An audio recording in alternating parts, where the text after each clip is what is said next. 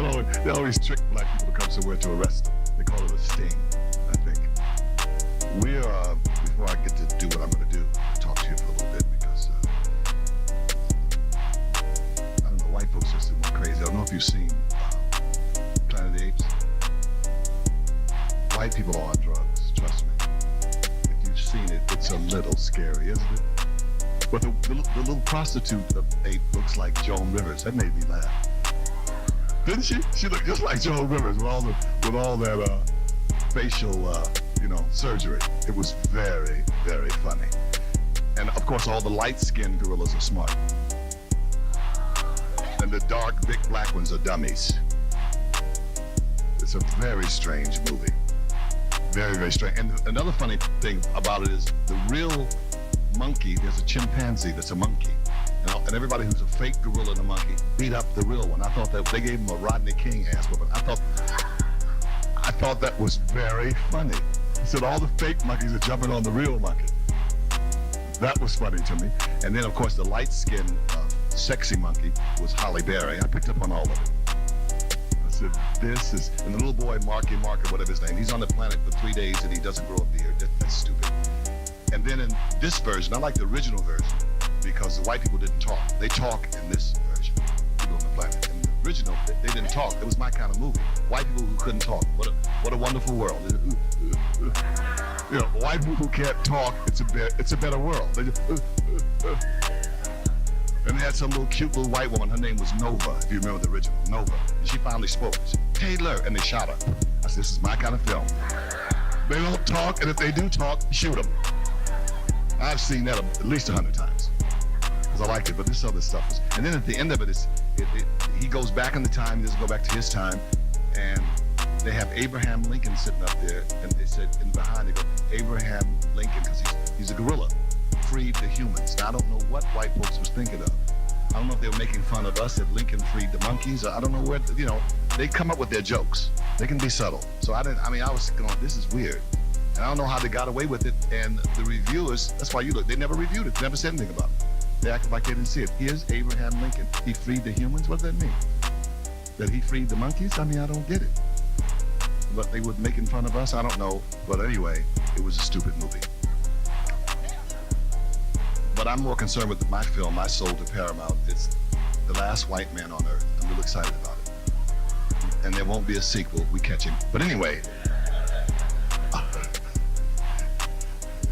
there's a lot of violence in it. We beat up Whoopi Goldberg and Diana Ross. Where is he? Where is he? We seen you with him. Where is he? So we beat them. But I don't know. We're just living in real strange times. They've been looking for this little Jewish girl in Washington. The one that's missing, which is scary. Because for my feelings, I just think she was pregnant. I just think it was her body that was a problem. Because they could have had her set up as murdered, raped, killed, all this stuff. But her body, she'll never be found because she was pregnant by Congressman's serial killer. And you notice that white people have the complexion for the protection. They're always protected. When white people do dirt, there are excuses. They were molested as children. They were loners. They were a nerd. This is all you hear. When there are white people who get in trouble, that's what you keep hearing. Reasons why they're crazy. Black folks, niggas are just crazy niggas. But white people, there's an excuse for them. And this one white man they had on death row, see, every day was an excuse. They couldn't kill that white man. He has a cold, we can't do it today. It may have been a mistrial. Now, this man has admitted just blowing up children, women and children. Them white people tried their best not to kill that white man. They just can't bring themselves to do it. They were marching, lighting candles, singing, it's against God, we've got to save him. Let there be somebody black on death row. This is what they do with the camera.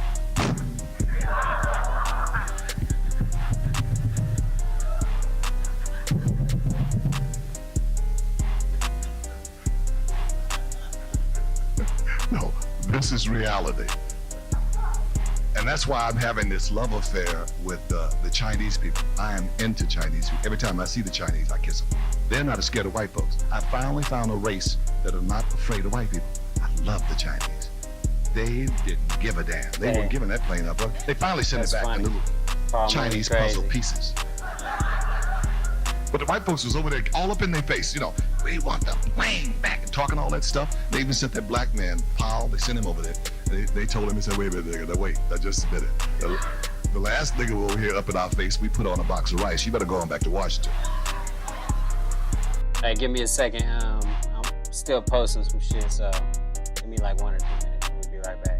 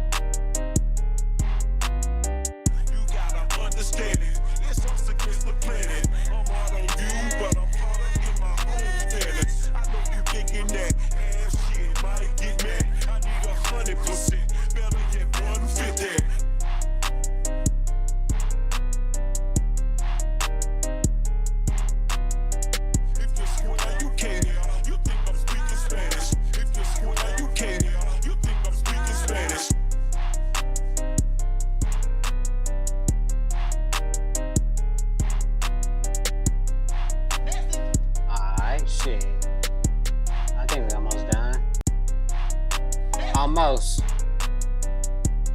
Let me see. Palm what he's talking about real quick. And trying to get the plane back. Trying to get the plane back. It's like telling those Chinese people, eat with a fork. It's a brilliant idea, but it's never going to happen. That's funny. Because they don't care. They sent the British, didn't they? They sent after that lease was up, they made the British leave. They put them on a slow boat from China. They said, no, you've got to go home. And then they brought their army out. You saw the news? Don't start no shit, it won't be none. That's why I love the Chinese. Them little Chinamans don't care. And don't let them fool you. They didn't invent rice because rice came from Africa. Like, a lot of stuff comes from Africa. They always tell lies and say, you know, they find everything there, but they lie about it. Just like there's niggas on Mars. They found this face up there. Big lips and wide nose, and tried to hide it and said, it's just a rock. No, it's a picture of a nigger. So, niggas, we've been to Mars. So you know you can find us everywhere. But white folks don't want us places they've never been. It's a rock. It's just a rock. No, it's us. Because you know they will, when we do things, they will change history and lie. The pyramids, ask white folks who built them. Space people, Martians, chickens, anybody but us. We built the pyramids. We built them so good we forgot how we built them. So good. That's how good we are, shit. But they try to change. They do. They try to change stuff when we're involved. They over there digging, and they're always finding fossils. They found one Lucy that looked just like Whoopi Goldberg. Then they just found another one. They always finding us when they digging. They're just digging in Sweden and digging in Germany. They can't find nothing old. But they find us, don't they? Only thing white folks got old is Bob Hope. What is he, 97? Bob Hope. And he's seen the light 2 or 3 times. He refuses to go. Because Bob Hope is 10 minutes older than dirt. He is.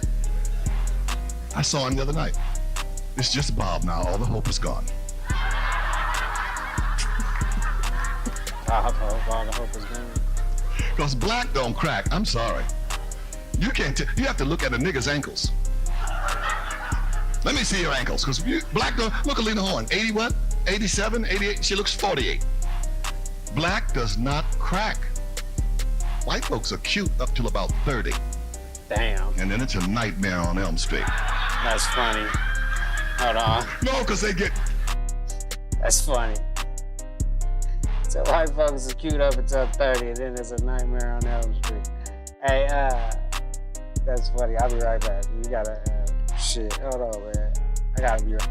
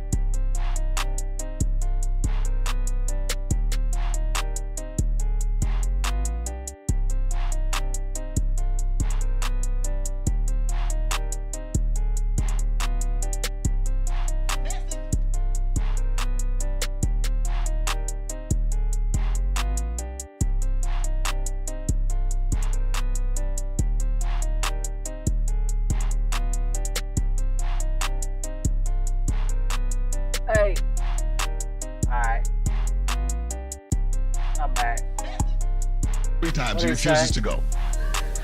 Because Bob Hope is 10 minutes older than dirt. He is. I saw him the other night. It's just Bob now. All the hope is gone.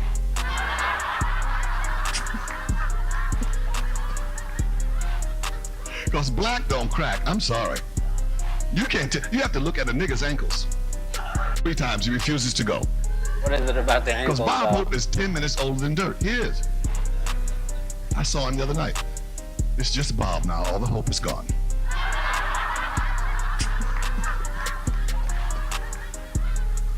Because black don't crack. I'm sorry. You can't. You have to look at a nigga's ankles. Let me see your ankles. Because black don't. Look at Lena Horne. 80 what? 87, 88. She looks 48. Black does not crack. White folks are cute up till about 30. And then it's a nightmare on Elm Street. No, because they get crow's feet, chicken feet, pigeon feet, turkey feet. Everybody feet's in the white person's face. I'm just being real. It is. I'm sorry, white folks. You don't have longevity. Look at Liz Taylor. Liz Taylor was so pretty. That's funny. And she was English. She's a freak of nature because the English are not cute. Let's be real, The kids. English The aren't English cute. are not attractive. They're not. Look at the Queen. Now, I'm serious. If she's the Queen, what the hell does the witch look like? Come on, Queen. I don't care. Y'all can look crazy. Queen Elizabeth is ugly. Her mama's ugly. Her son is ugly. His girlfriend's ugly. They all are some ugly folks. That's why they killed Lady Di. They were so jealous of her because she was cute. She brought beauty to that family. They hated her. Right? As soon as she was at supposed accidents, which I think the Queen had her killed because she was sleeping with nigga Egyptians and kissing on African babies, she had to go. But Nigga, Egyptian, no, African I'm being baby. real. And they never had an autopsy. Anybody with that kind of high profile, you don't take it for granted that they died like that. You find out what actually killed. A pygmy spear could have killed. They don't know. A blowgun, they don't know what killed her. He ran to get that body, didn't he? Prince Charles, he didn't want it when she was alive. He broke his neck getting it when she was dead because he knew his mammy had her killed. I knew it. Oh, ugly thing. Because I can't make this up. The Queen said, get the jury. Now, that's a cold woman. Get the jury. That's all she was interested in. And the world was in love with Lady Di. The whole world. Flowers came from everywhere. And what's that old nun that died the same week? She should have held on for another week. Mother Teresa. She should have held on. Because nobody cared. They didn't. They only cared about Lady Di. Lady Di. Mother Teresa said, oh, I don't care about that old woman. Lady Di. Lady Di. The whole world. You know that. They were like, Lady Di. They didn't care about that. You know Mother Teresa must have been sent straight to hell. Because I know she went to heaven cursing. Come on, all that praying, all that hard work, when she got up there, she was jealous. She saw Lady Di. I want a halo big as hers. This is not a halo. That's a steering wheel. But anyway, listen. I take it back. I take it back. I take it back. I take it back. Aw, come on. That white man is so funny. He got up, had to go shake. He had to get up and shake hands with niggas. Yes, it's fine. I'm so glad to be here. I love you. You're not gonna eat me, are you? You're my friend, aren't you? He's funny. He has to get out of here. Look, he's gone. Look at him. Look. It was the Queen Elizabeth being ugly. He's probably English. But listen, it's so funny. I'm so used to it. Anyway, look, I don't want to. Look, white man, don't be offended. My parents are white. Please relax. Anyway. It's a very funny world they live in. Did any of you black people happen to see It's a very funny world they live in. Oh my God, what's up with Aretha? She is big as a duplex. No, she's huge. Aretha's on some eating binge. And I'm talking about big old titties, just titties for everybody. I was watching her on a 19-inch TV set, and I had to go next door to my neighbor's 24-inch TV set to see both titties. It's huge titties. She's huge. Remember when Aretha was the queen of soul? Remember? Huge She's the queen of soul food now. Remember when Aretha was basic? She wanted respect. She don't want respect. Nigga, can you cook? I want some cake. You got some biscuits. You got some grits. You got some turkey. You got some eggs. You got some chicken. You got some barbecue. You give me no damn respect. I want some food. Do you know the pizza man?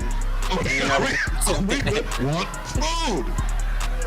And there comes a time in your life when your weight, you're so big, you cannot wear feathers. Big folks can't wear feathers. Who dresses as Aretha Franklin? Big Bird? Does Stevie Wonder get her wardrobe? Stevie, pass me that dress. Come on, does she have a mirror at home? And she keeps thinking she can. You're funny. You're watching them and not me. That's very funny. That's why the white man kills me. He's watching you guys. So he's going, no, I saw your eyes. He's going, he has some strange power over his people. He's trying to figure out what's making you laugh and what kind of power I have. If I was Robin Williams, he would never look at the audience. Right. Because it's just funny. You know, Robin says things about niggas that say axe into the ass. They'll never stare at the white audience. He was staring. That's why I love my white folks. They are interesting. Anyway, look. And I caught him, and he can't deny it. I saw his eyes. He was watching you guys. Watching your reaction to me. Seeing how dangerous I am. Right. You'll be at my trial. I was there. I watched him. Are you lying? What the fuck is invalid about He's that? very dangerous. Get him off stage. Get him off. I want Bill Cosby. I want Bill. Bill's a good nigga. He never says nigga. Bill. I want Chris Rock, Chris Tucker, Crisco, any of those Crisco niggas. So that black scarf on and that Shaka Zulu attitude. But anyway, back to Aretha. She's too much for me and still trying to wear Tony Braxton's dresses. Aretha, honey, you can't wear Tony's dress. That's a leg warmer for you, baby. That's a leg warmer for you. And I didn't know Aretha was just ghetto. I didn't know she was ghetto. They did a close-up of Aretha's mouth. No teeth. No teeth. No, she didn't have no teeth, did she? I said, Aretha, spend some of that platinum money. Get some teeth, baby. You can't sing opera with no teeth. That isn't done. Just ain't got no teeth. Wasn't that scary? But she ain't by herself. And then there was Janet Jackson's special. And Janet always thought, because she was a Jackson, she was kind of kooky. Because, you know, they're kind of kooky. Yeah. Then I figured it out. She's a druggie. I'm sorry. She's too spacey. Janet's on some kind of drug. She's too spacey. You know, I mean, I'm bringing it to you guys. I won't mention no name. Yeah. But remember, it's a singer. Remember somebody when they first came out? They were sophisticated, pretty, demure. Remember? But they got into them drugs. They're not like that now. I won't mention no names.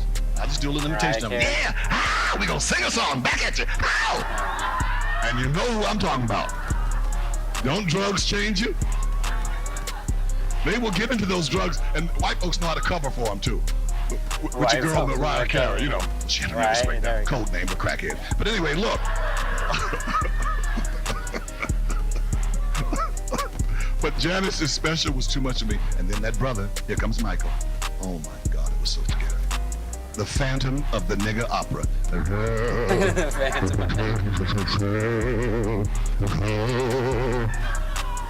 That boy has ruined his face. Oh no, it's Trying talking to about be under the Michael. illusion of inclusion. When he dies and goes to heaven, God won't recognize him. I won't recognize St. Peter, Michael. who is that?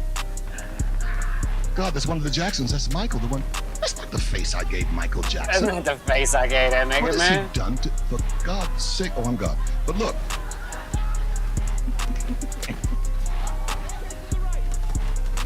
Something's wrong with that boy, and he's sick and he's stupid. He's dumb. He's sick and he's Does stupid. Michael really think He's those little dumb. white babies are his? Have you seen them He white said- babies? Those little white ass babies are not Michael's. He said, "You think There's the white nothing babies is African, his?" half African about them little white ass babies. Come Oh, on, shit, Michael. Paul Mooney Because they going- put a going glove in. on the baby? They put a- I on the could put a baby. glove on this turtle. This your turtle, nigga? Shit, I knew when he said Liz Taylor was his mama, I knew then there was something wrong with that. right? That white woman is not your mother, Michael. Poor beautiful Liz, a freak of nature, English, but pretty.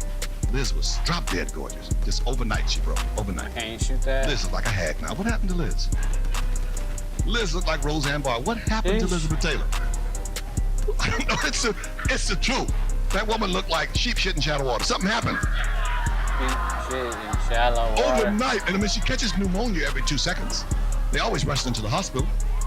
Poor Liz, poor cursed Liz. It's falling apart. It's all about glue and Band-Aids now. It's so sad. They rushed her to the hospital this evening. They knew it was Liz. They found her foot in the middle of the highway. They said, Liz is falling apart. This has to be her foot. And a bottle of white diamonds was laying right next to her. The white diamond. I said, this is her perfume. This must be her foot. It's her perfume. Because Liz can sell that perfume, can't she? Oh, she can sell that perfume. Gone, Liz. And who else I have to talk about, too? It's just Janice's thing is all just so sad. And then Bush is on TV talking about sales and clones. And come on, white folks get the mouse and stuff. They've done it already. They got some people clone folks in basements somewhere. They've already done that. The white people don't fool me. When they come telling you about it, it's old. This ain't Right. new. Talking about a sheep. All that stuff is just to keep us in the dark. They didn't did all that stuff. I can't wait till they clone a nigga and he get away. He get away. It's gonna be in the news that white folks gonna be scared. A clone nigger escaped. Catch him before he multiplies. He could be any nigger. Oh shit. That nigga funny as hell, boy. That sounds like a Okay. BET movie. A clone BET nigger that movie. escaped. A BET special. I was at something and they couldn't put the camera on me. They know this is dangerous. Paul, BET's owned by white people. What do you think? I said, what is it a thing? Yeah, it's owned by white folks. Like we used to be. Like we used They to. shut down all the cameras. Thank you.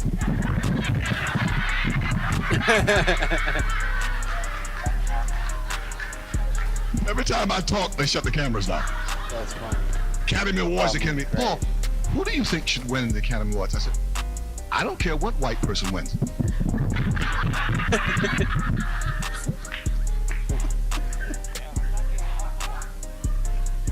Hey, you better stop asking questions.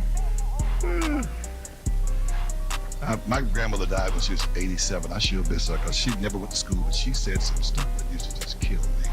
She said, a dog that will bring a bone or take one. Birds Right. fly high, but they got to come to the ground to get water.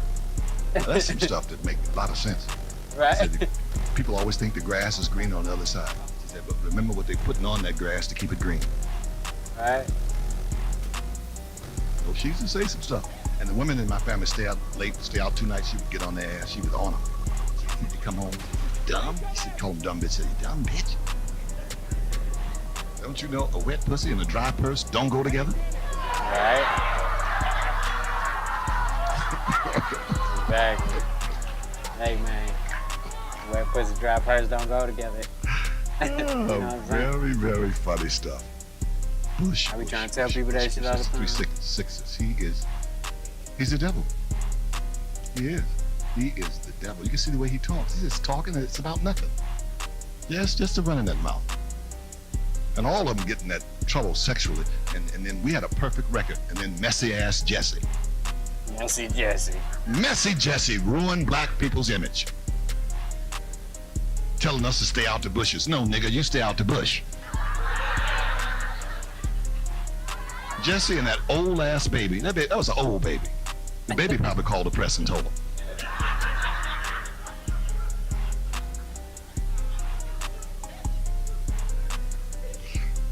What's the rappers that changed his name? Puffy. P. Diddy. He should have changed it to Lucky Nigga, because that's exactly what he was. Wasn't he lucky? But he had Johnny. Johnny gets you off, though. You know that. Anytime Johnny starts to rhyme, they let somebody black free somewhere in the world. Johnny's rhyming, let him go. Well, Johnny can rhyme you right out of jail. Started with OJ, remember? About the glove when it Johnny went can If rhyme it don't you fit, right out of jail. quit. If it don't fit, They let OJ go. There goes I the know, rhyme. if it don't And P. Diddy, he rhymed him out too. That's funny. The gun wasn't in the car, it wasn't at the bar. If they go in the car, it wasn't at the bar. Johnny will rhyme you out of jail. Johnny is damn near a rapper. All right.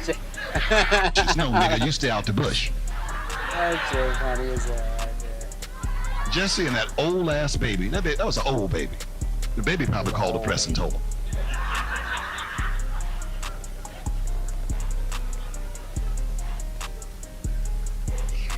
Damn. What's the rappers that changed his name? It must be a Puffy. bot.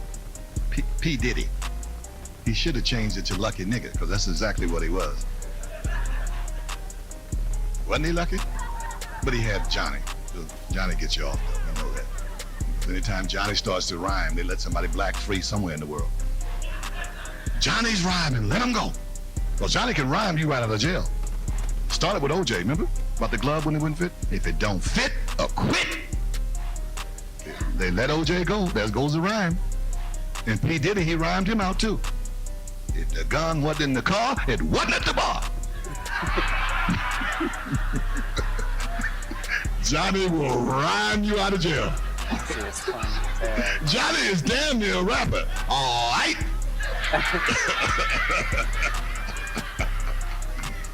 Johnny Cochran.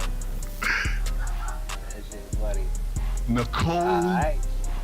Simpson, if them people could have come out Cleo could have told them the future. If those people could have seen, everybody got filthy rich off Nicole's death. You do know that. From Johnny to all of them. And that if they would have seen what her death was going to bring, you'd have had about 20 people back there stabbing that woman. That's the truth. Look at them people that got everybody spent off that. They still getting it. They're getting filthy rich off that. And they done drove poor OJ crazy. And you know white folks can talk to animals. I mean, that's a whole different subject because they kill me with that. What is the obsession with white people and wild animals? Black folks, we come from where wild animals live, and we don't give a damn about them. But white people are fascinated with wild animals, especially monkeys. A monkey could be in a tree and a white person passed by. 5 minutes later, the white person know all the monkey's business. The monkey's name is Dave. He's not from around here. What? They have an obsession. They do. I don't care. They can sit and look crazy at me and get mad. I don't give a damn because it's the truth. And they have an obsession. Every time I turn on TV, I see somebody white trying to train something wild, riding the elephant, sticking their head in the lion's head, trying to talk to a gorilla with sign language. And they go and all the crazy bullshit. But I'm sick of it. White folks, train your kids. How about training your kids? Stay, sit, leave the gun at home. Train your damn kids. That's funny. Paul Mooney. I'm just sick of little crazy little white kids. They scare me, especially if they got on Catholic uniforms. I run from them. Because when I went to school, we had recess. We all came back. Now you go to recess, half people don't come back. You know, and the teacher used to take her apple and all that kind of stuff. Now the teacher want to sleep with you. Now the teacher want to sleep with you. Teachers having the students' babies.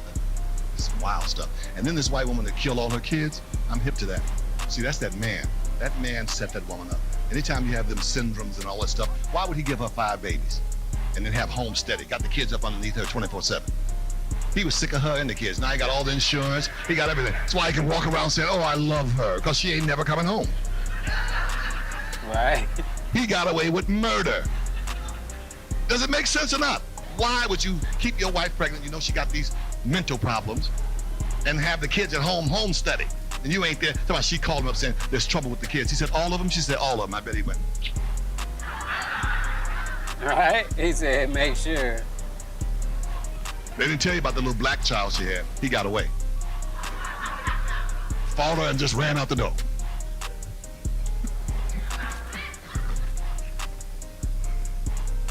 No, it's the end of the world. Everything is crazy. Television is, I can't stand TV. I mean, there's not that many happy black, niggas are too happy on television for me. So I can't watch none of that crap. WB would be black. What do you say? UPN, you pick a nigga, any nigga you want.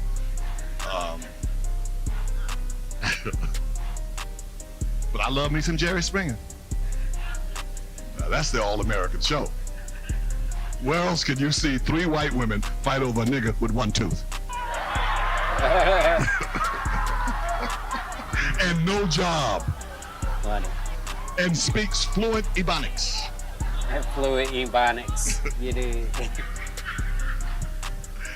Reggie, how come you got 3 women? They like dick, Jed. They like great big old black dick, Jed.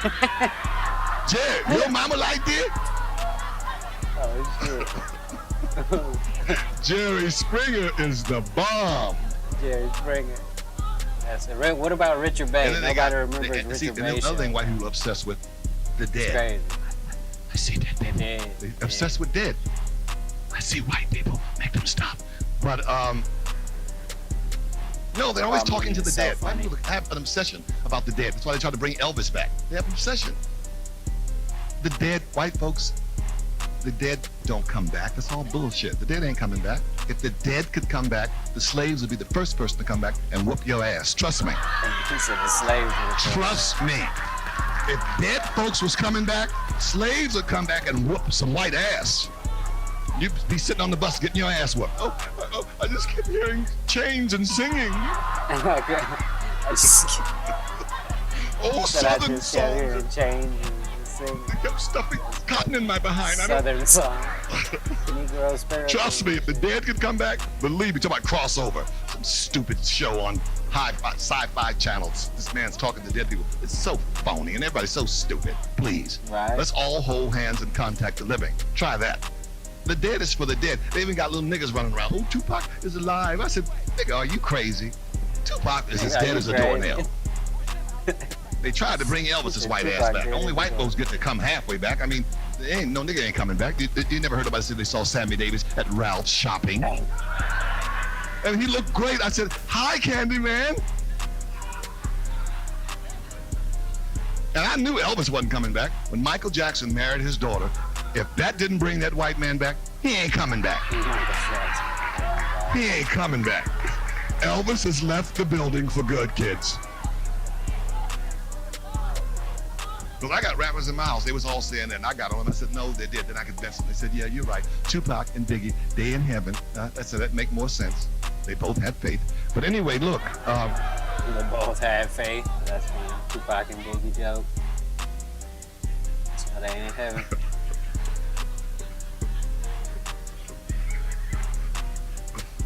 And then it was in the paper the other day, some little white boy got lost I didn't get there. from his sister and his father up in the mountains. You read this shit. With the C5. Gone 3 or 4 days, but they found him.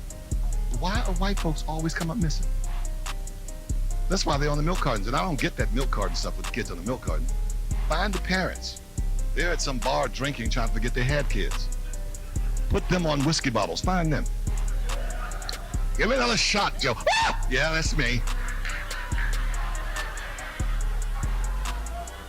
But they always are coming up missing.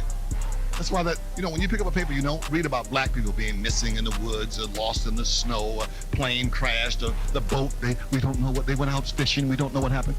You can't lose us. But you can lose somebody white because they're so nosy. It's a If no. they mind their own business, they can find their way home. 100 white people go to the woods, one of them gonna come up missing because they're gonna get real nosy and straggle off by themselves. Oh, look the hole. Look how deep the hole is. They're coming up missing because they're nosy. Are they gonna wander in a cave, looking at the writing on the wall? Is this Egyptian? Oh, look at this writing. Something's gonna get them. They're coming up missing. Are they gonna be mountain climbing? They're gonna be mountain climbing, and some mountain goat going. They coming up missing. And if you got white friends and it snows, go to your white friend's house and tie them down because snow and white folks don't mix.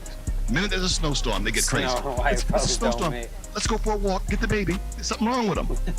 Let's go for a walk with the baby. Always reading that stuff. They're coming up damn missing. You never read that about black people. So white folks, when you go to the woods, take about 20 niggas with you, get home safe. And I'm serious. Take black folks with you. Because you run off on them black people, they'll run right behind you. Where you going? Where you going? Do I look like Hansel and Gretel?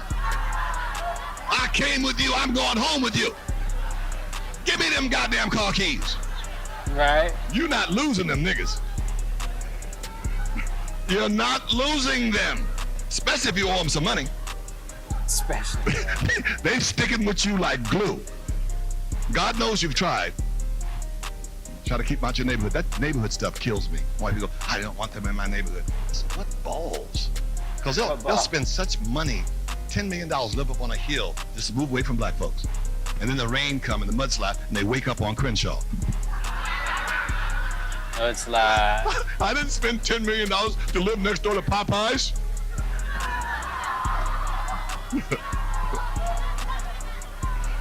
That's the truth. Go live near the water because we don't like salt air. It's not the water, they don't like salt air. And driving while black is real too. That's driving while black. That's all kind of wild shit. Right? Does the owner of the car know you have it? What? Do you live in the area? Do you? Where are you going? I'm driving till I run out of gas. Would you like to follow me? I didn't know I had to have a South African pass. I didn't know I had to be a little black Sambo and drive around in circles around my house till I turn into syrup. I don't get this. And don't have a white person in your car. Please don't. When they pull you over, they're going to go right to the white person. Are you okay? Just checking. What? And don't have your white friend drive. You're in real trouble then. Then they come to you. Can I see your license? But I'm not driving. And they got a drunk test now. You got to be in the circus and double jointed to pass it. Touch your leg, touch your butt, bend over, flip. I mean, it's crazy. They put a big bright light on you, then a little bit of light. What color is this light? It's real crazy. They ask you stupid stuff. Say your ABCs in Spanish and French. I mean, just crazy stuff. Then you get out the car. All right, walk a straight line. I ran all the way home. I just ran. Don't give me a head start. I just started running. And it was dark too. I ran. What is it? What is it? Drunk driving? 5,000, 10? Come on, my car's worth $250. I can buy a new car. I left keys, coat, all that shit. They still standing there. Well, I guess the nigga wasn't drunk. It's crazy. And then don't watch that 10 Most Wanted. Don't watch that because you see people you know. It's real scary. People you went to school with, it's dumb. Don't watch it. They get you caught up in that crap. I watched that. Some white woman had robbed 3 banks, killed 5 people, and I was down in Texas, saw her coming out of a store. I grabbed her by the hair, threw her down. I knew I had my reward. I put my foot on her. Police came. I spent 6 months in a Texas jail. They said, nigga, do you know you attacked one of our most leading actresses? They should tell you them people are fake. Damn. I did it. She was an actress. That shit is not real. I thought it was a real lady. Oh, I thought it was teammate. So don't watch it because you get caught up in that shit. 10 Most Wanted. And you see they're out there, it's all them white serial killers. Aren't they scary? Oh my God, every day they pop up doing crazy shit. And they get away with it because they have all the answers. Crazy white man, why'd you kill your wife? I was sleepwalking. He was sleepwalking, that is a thought. Right? Crazy white man, why'd you burn up everybody in the house? I don't remember. He doesn't remember. Simple. Crazy white man, why'd you kill the entire neighborhood? I'm 3 different personalities. That'll work. They don't let black folks do that. Crazy black man, why'd you kill everybody? I'm 3 different personalities. Well, pick who you want to be, nigga. Somebody going to jail. Steve, Bob, I'm Which sending one going to somebody's jail? black ass to jail. Just who do you want to be today? See, they don't let us give those answers. Crazy black man, why did you kill your wife? I was sleepwalking. Well, we're going to put you to sleep, nigga. That'll be a little walking.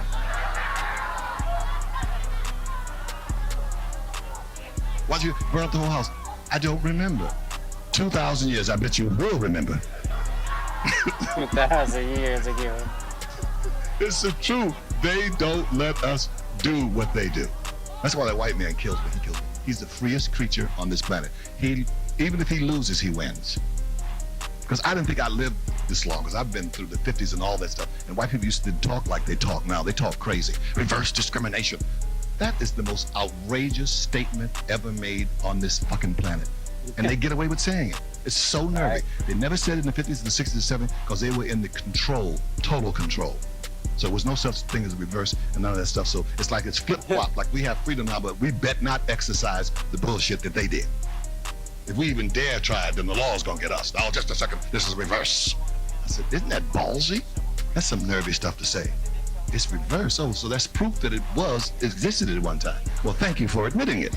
Right. You know, but That's they be the way tripping they with that, admit don't it. they? And make up stuff. The race card. The race card? Where did that come from? I'm trying to get my visa. I got a race card? You're using a race card. But you notice white folks never mention that card that they've used all their life. The MasterCard. They don't bring that one up, do they? Do they ever bring that one up in court? Or what about the MasterCard? We'll go on with the next question. Thank you so much. See, they don't want to bring that up. The MasterCard. And they use that automatically. They use the MasterCard, you know. You're separating. I mean, I got off stage in the white voice. Paul, I love what you do, but you make me feel so guilty. Must everything be race? Yes, everything. He said, well, then you must think I'm the devil. I said, no. Yes. What you'll do till the real one gets here. Right? That's funny. You'll do till the real one gets here. They talk Classic crazy. Paul Mooney. I talk crazy. Right? Then I'm working. Some white woman got up. I'm leaving. I said, and? I just want to know, what does nigga mean? I said, I have no idea. But I know what nigga lover means, and that's you, because why are you up in my face? Why aren't you gone? Your man left. You all up in my face. You must love niggas. Right? No, I'm from That's South true. Africa. I said, and you tell people? And you tell people? I want you to come to South Africa. I said, sweetheart, I won't go to Mexico. And that's for real. My friends are taking me there. I won't go. I have half my rights here. I ain't going nowhere I ain't got no rights. I ain't stupid. Right? I got half of them here. You think I'm going to Mexico where I don't have none? I don't think so.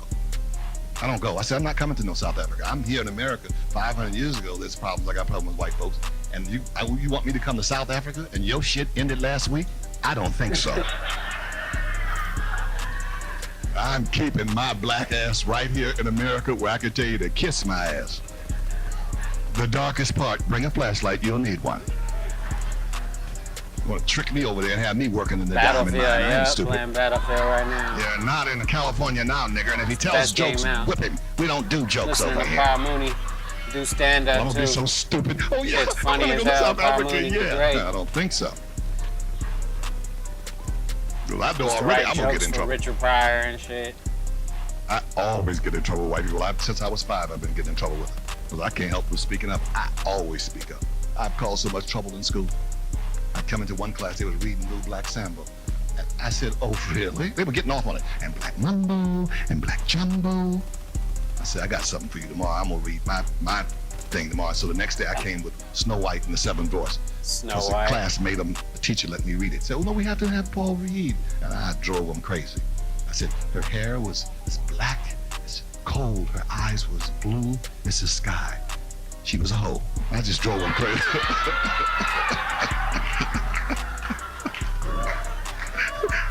and the little dwarfs was pimping her.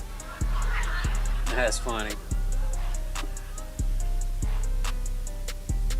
But what's funny is, and they think I'm white bashing, glad you recognize it, but what's funny is the average white person, not all white people, don't have a clue to what we go through. There's not a clue. We go through stuff, like I went through stuff in my life that I'll never forget. You know, and It was the racist stuff, and I won't ever get over it. They said, "Oh, you're bitter." I'm not bitter about it. It's just that if the shoe was on the other foot, because white people with their temperament, trust me, white people could not have been slaves. They could have not made it the way they Right. did. They don't have the temperament for it.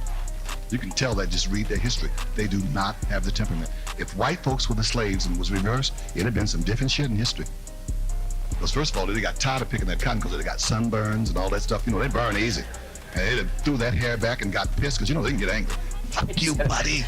Right. I'm not picking this shit. Where's my goddamn lawyer? That's just funny. I'm not gonna sing and pick this now. Either I'm a worker or I'm an entertainer. Make up your goddamn mind. Come on, Helen. Come on, Susan. We're out of here. That's Bastards. just funny. The hell with your goddamn plantation. I don't want any part of this shit. Right? White folks got a temperament that won't quit. That nigga funny as hell, boy. See, It's we're stupid easy as with shit. stuff, but we go along with shit. It's so sad. It is, but they don't. Hey, slavery would have probably ended in 6 months. Because we got tired of them because they wore us out. You know that. I mean, how much can you beat a person?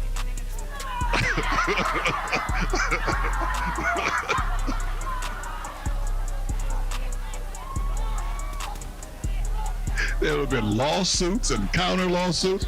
You know, white folks get crazy. And you sold my kids, you bastard.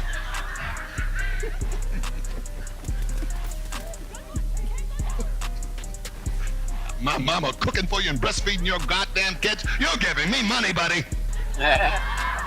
Buddy. Buddy. You know that. That's why I don't like Africans. I cannot stand an African. No, because we waited and they didn't come get us. I'm pissed We about that. waited and they ain't come get us, man. Fuck You know them, they should have man. come to get us. They wrote us off like a bad check. That's funny. And then they got attitude. I got attitude. I'm the one that's mad. 500 years later, they show up driving a cab. I got a car. I don't need a ride.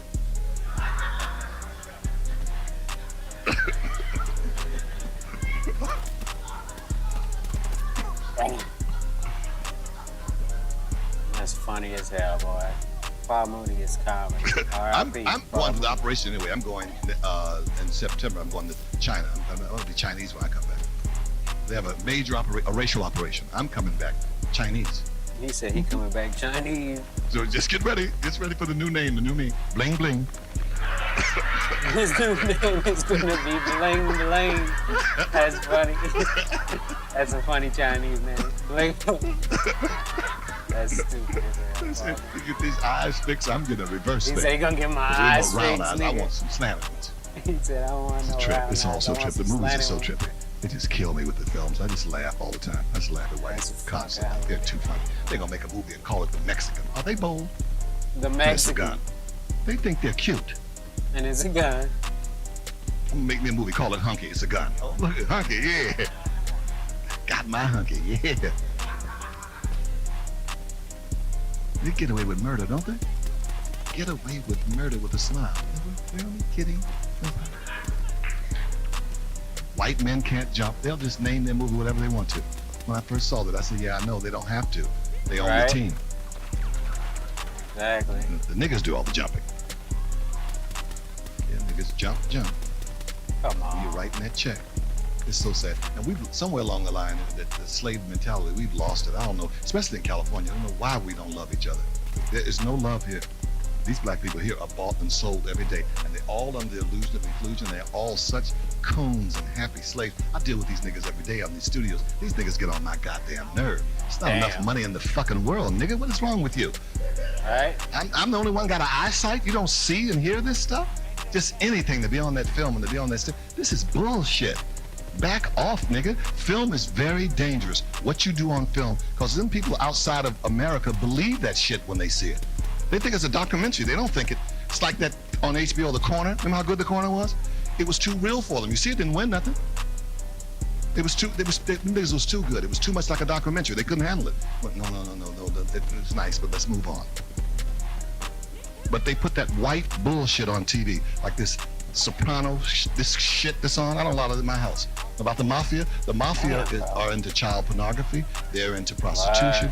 They're into murder. They're into laundering money. Everything. And they still exist today. These people are not to be praised, and looked up Damn. some heroes and have all this meaning and this family, all that's bullshit. They're trash. I know it's quiet in here. You can the hush come over Jerusalem, but hey, I'm being real, and everybody can get mad if they want to, but it's the fucking truth. I'm from the old school when the Untouchables was on. They was finding them, killing them, and putting them in jail. Now, watch that if you want to watch something about some Italian. Not this bullshit, because that's exactly what that is. And the TV always says, oh, we're watching it, and the kids and all that. They're doing whatever the hell they want to do. They ain't interested in that shit. Come on, we watch the violence and that. They put whatever they feel white and feel this in. They'll just do what they want to do. Right in people's face and seduce everybody, and everybody goes for it. And because it's popular, the majority does not rule. A lynch mob is a majority, but it don't make it right what they do to somebody. And y'all get that in your head, and I'm serious. Get that in your brain. What the? Get that in your brain and decide and choose and know when you see some bullshit. And that's what that stuff is. It gets on my nerve. And that Sex in the City gets on my nerve. They're going to film that in New York and not show no niggas. How you going to have a show in New York and don't see niggas? That's the streets of San Francisco, and you didn't see Chinese folks. They're always doing some crazy shit. You try doing a movie in Malibu and not showing white folks and see how crazy they get. Because that's where they live. In Malibu, they gave up Venice to Mexicans and niggas, but they ain't giving up Malibu. They'll drown everybody before they give that up. Giving up Malibu. It's the truth. Guys, sit up here, you know it's the truth.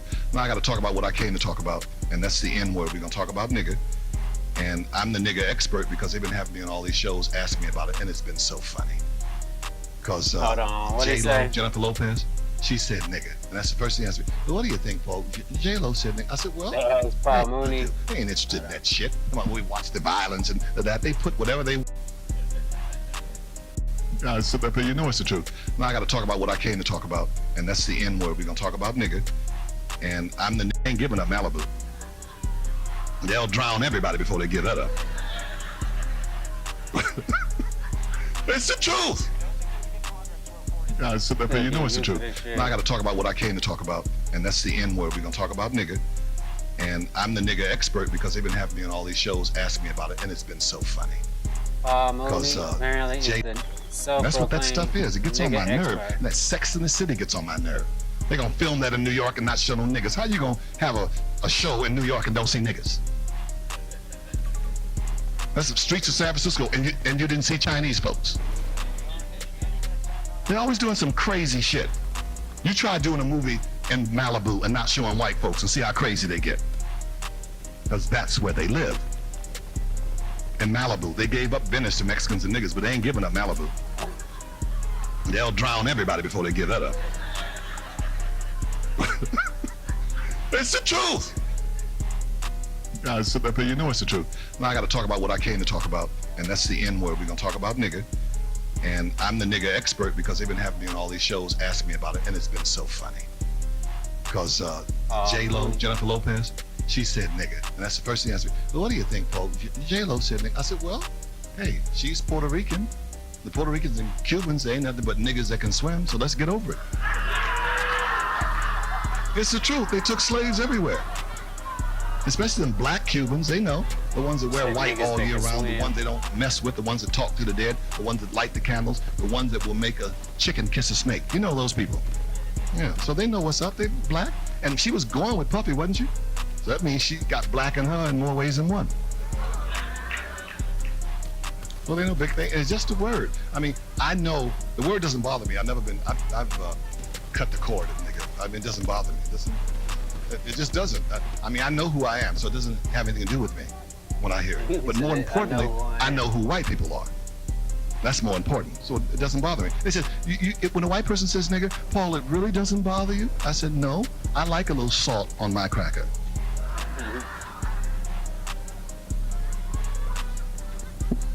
Why people are so chained to it. I understand a lot of black people are in jail and they're called that a lot, so they hate to hear it. And it's not really the word, it's what comes behind the word.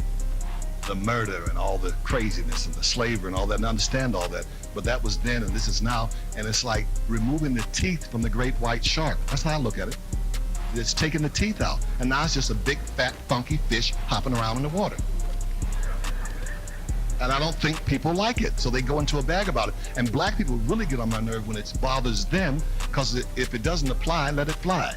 And when they get so hooked into it, I said, they want you emotionally hooked into this word.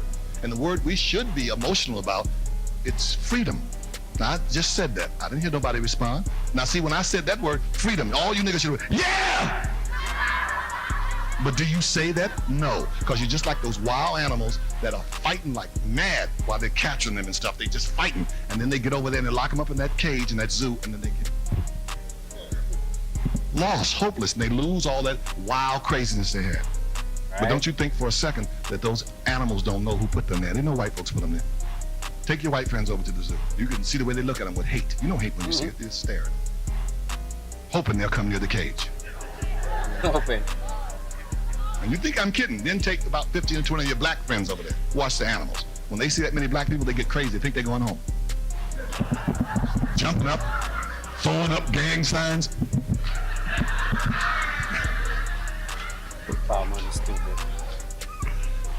So the word nigga, I mean, hey, I say it 100 times every morning. It makes my teeth white. Nigga, nigga, nigga, nigga, nigga, nigga, nigga, nigga, nigga. Make my teeth white. That's funny. And we've used it in so many ways. I mean, we've used it lovingly. We've used it with hate. We've used it when we want to put somebody down. We use it when we want to get mad at somebody. But when I was a kid coming up and it really meant something and it really hurt people, black people didn't say that about nigga. They kept quiet. They were scared. And now the word don't mean a goddamn thing. Everybody got something to say about it. That's what tickles me. They all run up to the N-word. I don't even like the N-word. I always go, what are you trying to say, nigga? Does that soften it, the N-word? Right. And you can stop people from saying it, but you can't stop the emotion behind it. It's gonna be here. As long as white folks are on this planet, nigga will be here too. The racial stuff will be here too. Because more than any other race, look at all the other races. Us and white people, we're family because of slavery. Thank you, Jefferson. But because of slavery, no, that's true. Because you know that little black girl that Jefferson had all the babies by? You do know that she was half sister to his wife. Uh-oh. So that meant his father-in-law was doing exactly what he was doing. Or how could his wife be half sister to this girl? Right. So there wasn't no isolated incident. They try to make you think that, that's what white people try to make you think, oh, this was isolated. No, they were all doing it. That's why our blood is very, very close to theirs. It's family, and that's why we always will have problems. Just like over there in Israel, we're gonna always have problems with that. And the problem is, we got away, and that wasn't in the book. Niggas getting away wasn't in the book. And we ain't gonna never be forgiven for that. Because if you go back in history and look at all the old things, white people's old movies, everything, they were happier people when we were slaves. They were. Because we were in their homes. We lived with them. Now that we're free, I don't want you in my neighborhood. That don't even make sense now, does it? Oh, I'm free, but I can't even come on the block now? But when you owned me, I was in your bed. Now, you have to admit, now there's something wrong with that picture. Come on, y'all. You know, you heard a lot of white people, I don't want them in the neighborhood. Can't move in my neighborhood. But when you owned us, we were in your house. See the difference? That's that goddamn ownership. Let slavery come back in tomorrow.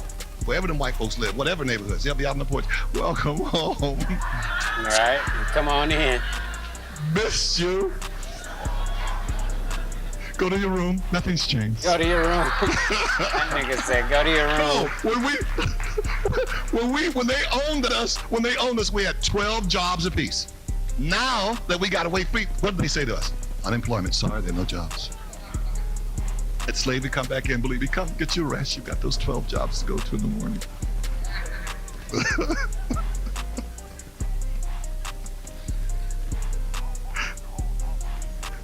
When I was writing for Living Color, I used to write shit, and I'd go in there, and they would do it, but it was funny. They said, oh no, we can't do it. We can't do it. I wrote something about Cinderella, and I made her mother. The mother was black and had 2 black daughters. Cinderella was white, and they wore her out. Scrubber, you're not going to the ball. They had a list of things. Did you do this? Did you do that? She said, yes. Did you make the soup? Yeah. Did you pick the cotton? She said, we don't have any cotton. Then we'll have to grow some. We'll have to grow some. That shit was funny. And I go in and write, and I go, oh no, we can't do it. We can't do it. And then I did the Wizard of Oz. I wrote that. And remember the fairy godmother, the little blonde lady with the thing? I made her a great big old fat Aunt Jemima black. And she told the little Julie Garland part, you know, you can go home, just click your heels. And she clicked it 3 times, it blew up. Then I had to look at the camera and go, I lose more little white girls like that. Now that shit is funny. They were scared to do it. We can't do it. We can't do it. I said, but this shit is funny. Ain't that some funny shit? Boom, she just blew up. I lose more little white girls like that. That is some funny ass shit. I don't give a damn what you say. Let me tell you some street jokes, because I'm the only person got a nerve to tell street jokes. Got him. 2 old ladies sitting on the porch watching the kids dance. And one says, Susie, do you remember the minuet? She said, no, I don't remember the men I screwed. But listen. Oh, come on, it's funny. You could give it up. You know damn well it's funny. And you can't wait to repeat it, and you ain't giving me no goddamn credit. Wait till you get a couple of drinks in there. Oh, I got one. I got one.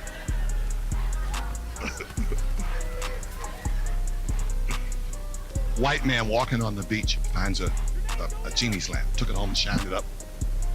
3 white genies came up. They said, don't talk. We've been in there 100,000 years. We don't hear no conversation. Just think whatever you want. You got 3 wishes, you'll get it. Big old mansion. Goes from bedroom to bedroom. Naked bunny standing there naked.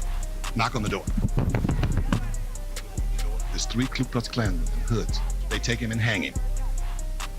Next day, the 3 white genies are at Starbucks drinking coffee, talking. And the genie goes, you know, that first wish, a big mansion, everybody wants that. I could relate to that. Right. I said, I know. It's in that second wish, the naked bunnies, I could relate to that. But that third wish, I'm confused with that. This third wish is, yeah. He said, he wanted to be hung like a nigga.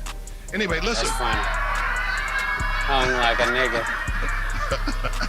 Oh, come on, it's funny. It's funny. You know damn well it's funny. That's funny, yeah. It's funny. All right, a black man is homeless, so he goes to the farm area to talk to the farmer. His wife said, look, I need some work. I'm just starving and stuff. You have to help me. They said, we got a lot of stuff around here. You can dig the well, do the roof, you got all kinds. He said, oh, I don't do manual labor. They said, right. What? Well, what do you do? Me. So I'm like Eddie Murphy. I talk to the animals. And the wife said, well, just try them out for one night. So next morning, the farmer told her husband, the farmer's wife said, get up, go find out who you're talking to. Who are you talking to? The chickens, they said you got some hay that's rubbing on their ass. It's not natural hay. Put the natural hay down there, and they'll lay 10 times as much eggs. It happened. Farmer's wife got all that money. Good, good. Give him some clothes, give him some money, keep him. We got us a gold mine. Next morning, get up, go down there and find out who we talk to. Said, talk to the horses. They said, you got the iron here. Go back to the rope, and they'll just plow 3 times as much. The horses did it. She said, get up. Next morning, go on. So talk to the cows themselves. They got 10 on their nipples. Go back to your hand, natural, and you'll get 5 times as much milk. They did it. Great. She said, ooh, this is great. Got all this money. This is great. Go down there and talk to him. Find out who we talked to. The farmer went down there and said, who'd you talk to? And the man said, well, I've been talking to the sheep. And the man said, the sheep, don't talk to them. They're big liars. You're big liars. Oh, come on. It's funny. It's funny. And you can't wait to tell it. But listen. Big liars. She's funny. She's going, yeah, the sheep. Yeah. Yeah, the sheep. I heard a lot of things. You know, you hear all kind of stuff. I heard that Adam was a white man. Did you hear that? Mm-hmm. That's how they could prove it. He said, you ever try to take a rib from a nigga? But listen. You ever try to take a rib from a nigga?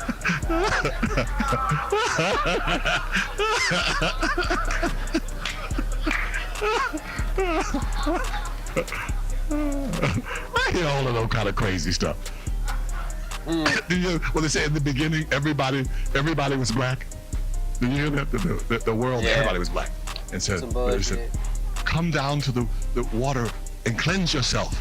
And all the aggressive people ran down the water and came out white. You know, they ran out, jumped in the water.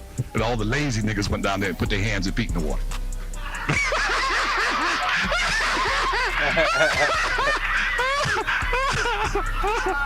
Oh, man, you're so stupid.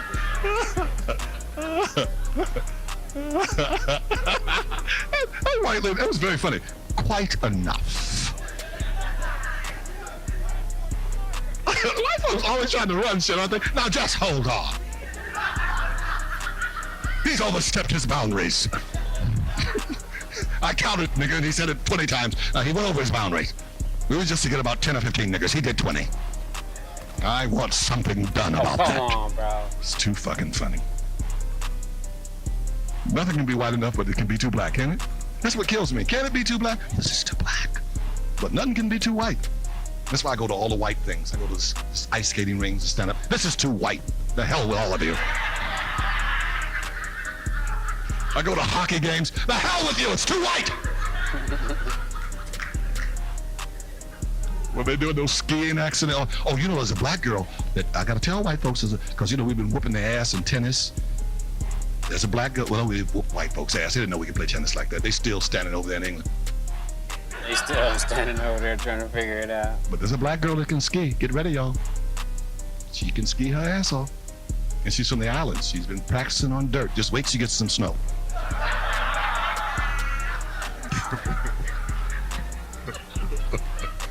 Can't blow But you know, these white up. folks are mad at us because we've been beating them at their own game. We've been beating them at their sports. You know they're mad. We whipped their ass in tennis, and don't even mention golf.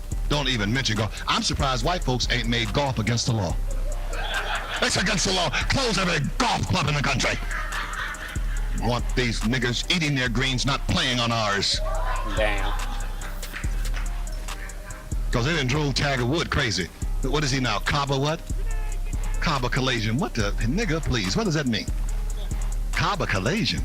Please. I don't know about the space program, but I know a nigga when I see one. Right? Tiger Wood is black. Tiger Wood's lips are bigger than LeVar Burton's. LeVar Burton. I saw his daddy. Reading Nigga. Rainbow? I saw his mammy. Nigga lover. That's a nigga in my goddamn book. Fuzzy Wuzzy knew what he was. I like Tony the Tiger better than I do Tiger Wood. At least Tony knows he's white and he's proud. Great! Right? You don't hear Tony talking stupid. I'm 1/4 zebra, I'm 1/3 giraffe. But anyway, we're glad that you guys came, and I want to thank you very much. Thanks a lot. You've been nice to me. Thank you. Thank you.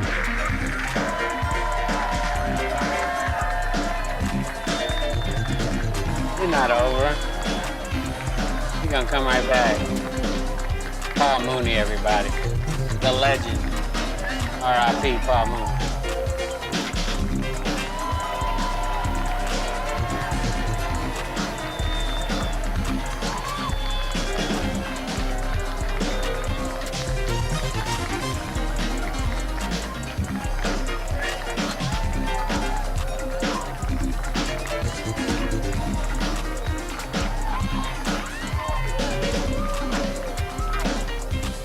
Oh.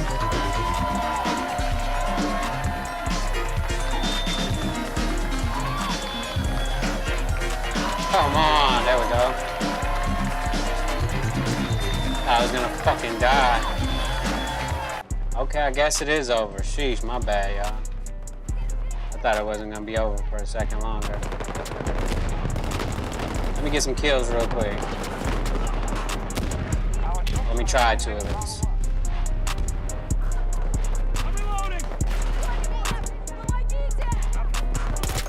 Oh. Of course, right when I come out. Had the raw guy.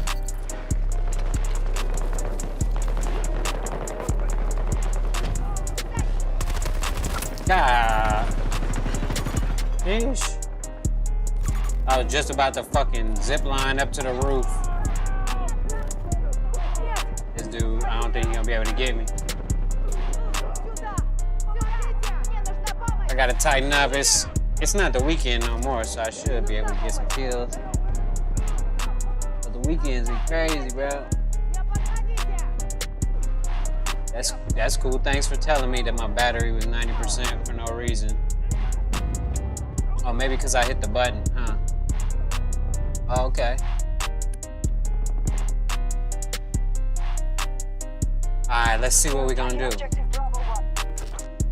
Damn, they blew my vehicle up. I was gonna hitch a ride. Our forces are down to half strength. Peter Ranger, deployed at my marker. Hey, come on, man. Let go. Fucking ways to go. Move it. Run it up. Grenade going out.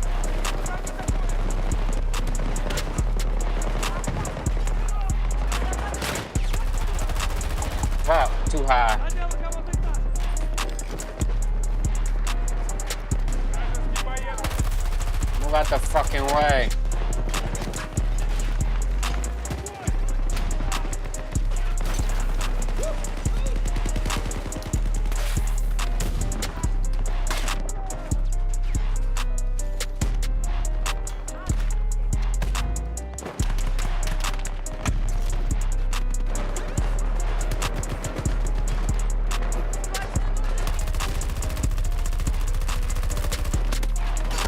Fuck.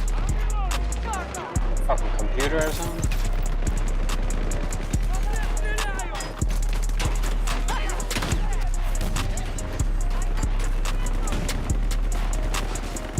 Shit.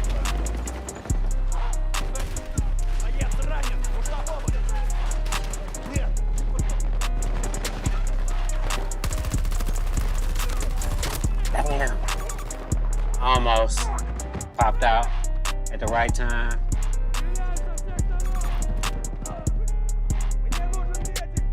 They got this spot locked down. We ain't getting it.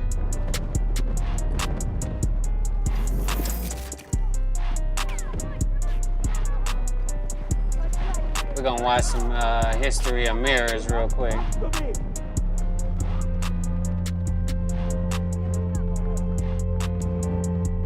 Cultures used bowls of water tarnished. To this day, it is history that deserves to be remembered. In prehistoric times, there were few options for early people to view themselves. The best option was still water, where images can be reflected with remarkable clarity. In ancient Greek myth, the young and beautiful Narcissus falls in love with his own reflection in a pool of water. Numerous Mesoamerican cultures used bowls of water as reflective surfaces in divination ceremonies. The ancient Chinese word for mirror can be translated as a tub filled with water. Human societies, however, soon searched for better mirrors. The first manufactured mirrors were made from stone, especially obsidian, polished until they reflected a decent image. These kinds of mirrors have been found in the earliest human settlements, such as what has been described as the world's first city, the southern Anatolian proto-city of Çatalhöyük. The city was inhabited over 9,000 years ago, and polished obsidian mirrors have been discovered there dating to at least 7,500 years ago. These mirrors are small, with the largest having a diameter of around 3.5 inches and convex, slightly higher in the middle than at the edges. Hey. They were found in graves as burial goods, and one set was in lime plaster. Archaeologist William Finders Petrie suggested that ground stone pallets might have been wetted and used by the Egyptians as mirrors in pre-dynastic times. Several thousand years later came metal mirrors, first of copper but also of bronze and silver. Like obsidian, heavily polished metals, discs or ovals, often with handles, reflected decent images and have been found in Mesopotamia from around 6,000 years ago. What appear to be mirrors began appearing in art across the region afterwards, in Egypt, the Levant, and Mesopotamia. Across the world, polished stone mirrors of pyrite and mica appeared in the Americas around 4,000 years ago. Bronze mirrors appeared around the same time in China. In Mesoamerica, the Olmec civilization produced concave mirrors from iron ore as early as 3,500 years ago. The Maya are also known to have made mirrors, as are South American cultures, including the Mochi and Inca. Mirrors the world over are often used for ritual and religious purposes, or believed to have magical properties, in addition to more prosaic use of looking at one's face. The Bronze Age saw a proliferation of mirrors, with major centers beginning to manufacture them, such as the people of Kerma in Nubia. Evidence shows that even at this early date, one of the primary uses of the mirror was for applying makeup. In Egypt, mirrors were associated with dressing and grooming. They were also often highly decorated with carved handles of stone, ivory, or wood, representing goddesses and upper-class women. Hinged boxes enclosing a mirror like a compact have been found. There's extensive evidence that mirror technology was traded, with ties between art objects from Egypt to Western India.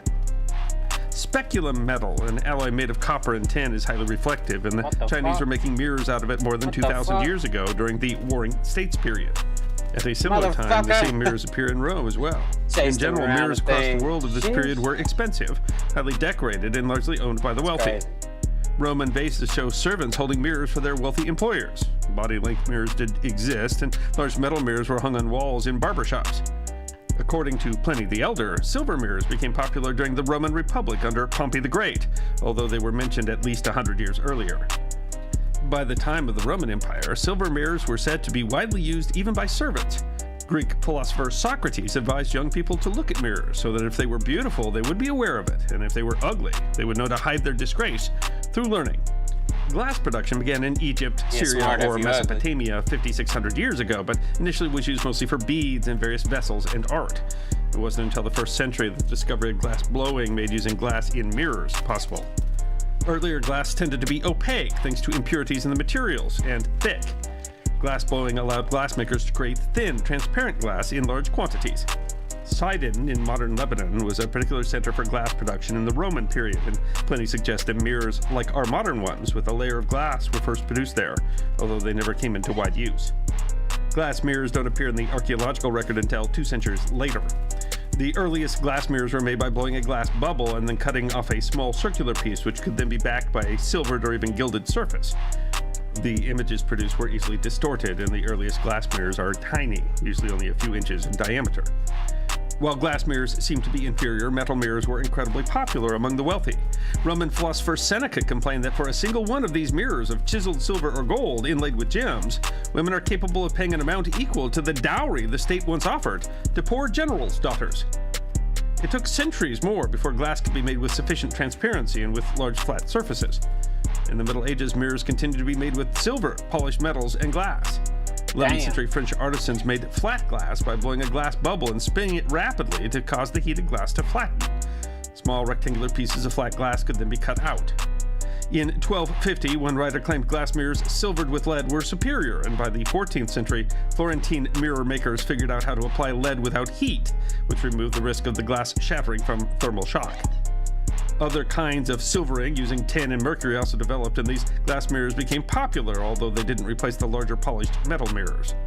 These silvered mirrors were prone to distorting reflections. One writer described the image he saw in a glass mirror as someone else rather than oneself.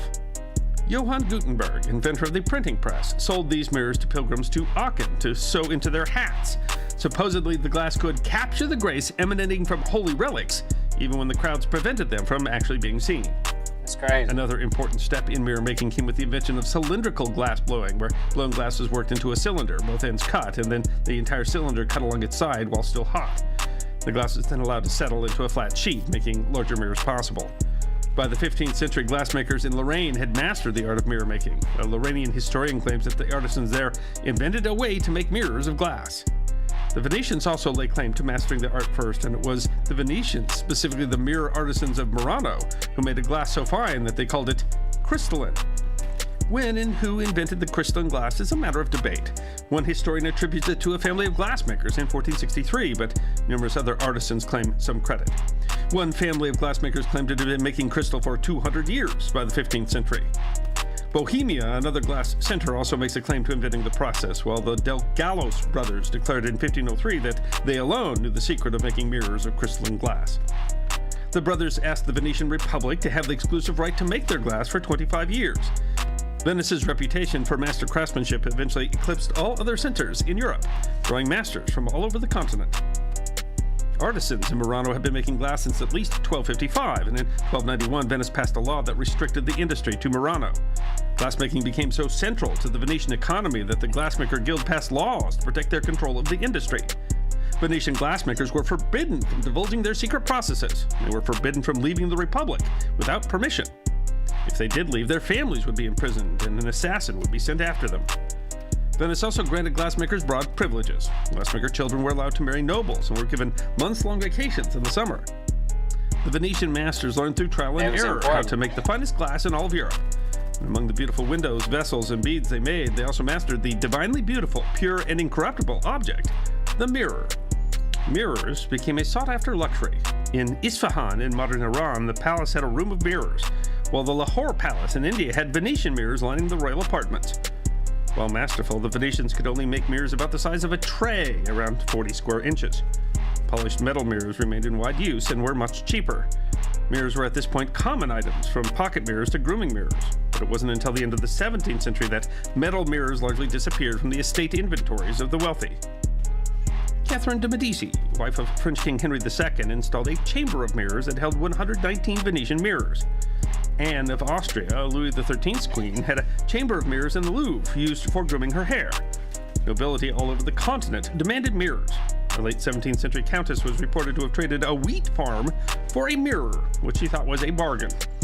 France especially became entranced, and in the 1500s, a Venetian mirror with a silver border was worth more than twice a painting by Raphael. The French were spending an absurd amount of money on Venetian glass, draining the royal treasury. The king bought thousands of pounds worth of mirrors in 1665. French royalty were extremely interested in creating their own mirror industry, which struggled against Venetian resistance. Glassmakers were granted titles of nobility and monopoly rights, but they failed again and again. Louis XIV's finance minister, Colbert, turned to espionage to establish a crown mirror industry. French ambassador to Venice secretly worked to tempt Venetian mirror makers to France. The Royal Company of Glass and Mirrors was founded, and Venice's threats against glassmakers leaving them were not idle, because at least 2 Venetian artisans were assassinated in Germany in 1547. In 1665, Venetian glassmakers were secreted to Paris, despite Venice's counter-efforts. The Venetian ambassador in France cajoled and bribed the workers in Paris to return to Italy, and Colbert was forced to provide large salaries. Fake letters from their wives in Murano begged the artisans to return. Several of the wives were smuggled into Paris by the French. But the company was a financial disaster, and the immigrants even began fighting among themselves to the point of a gunfight. Colbert considered offering land and retirement benefits to tempt more workers, but then in 1667, a Murano worker died in Paris. He was soon followed by a second, and the deaths, feared to be assassinations, sent many of the Venetians home. France's true breakthrough came later, when French glassmakers learned to cast glass on a table, allowing for much larger panes. By 1682, French artisans constructed the Chamber of Mirrors at Versailles, where more than 300 mirrors combined to form a single pane. Expand this hall 1,000,000 times over, so it seems almost infinite. I couldn't switch. A second glass industry was established that could produce mirrors more than 5 feet tall, and eventually set up at Saint-Gobain. The 2 factories were combined into the Royal Glass Company of France. By 1700, the Saint-Gobain factory produced a 9-foot-tall pane of glass. And in Venice, where the artisans were still blowing their glass panes, they were unable to match the huge French panes, though the Venetian mirrors were of better quality. The glass for mirrors was buffed and shined in Paris, so a few panes could survive the journey before being silvered by an amalgam of silver and mercury. Workers regularly sickened from the mercury fumes.